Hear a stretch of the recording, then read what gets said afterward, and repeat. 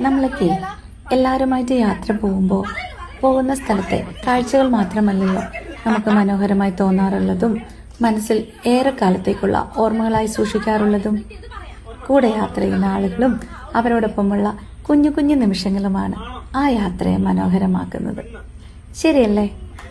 നമ്മുടെ ആലപ്പുഴയിൽ ഹൗസ് ബോട്ടിലുള്ള യാത്ര നന്നായിട്ട് ആസ്വദിക്കുകയൊക്കെ ചെയ്തെങ്കിലും ഏറെ സന്തോഷം തോന്നിയത് ഞങ്ങളെല്ലാം ഒന്നിച്ചുള്ള കളിയും ചിരിയൊക്കെ ആയിരുന്നു.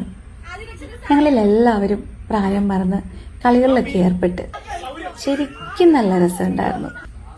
ഓരോ യാത്രകളും ഓരോ അനുഭവങ്ങളല്ലേ നമുക്ക് തരുന്നത്. ജീവിതം ഒന്നല്ലേ ഉള്ളൂ, അതിങ്ങനെ മസിൽ പിടിച്ച് കളയാതെ ഓരോ ദിവസവും ആഘോഷമാക്കണം.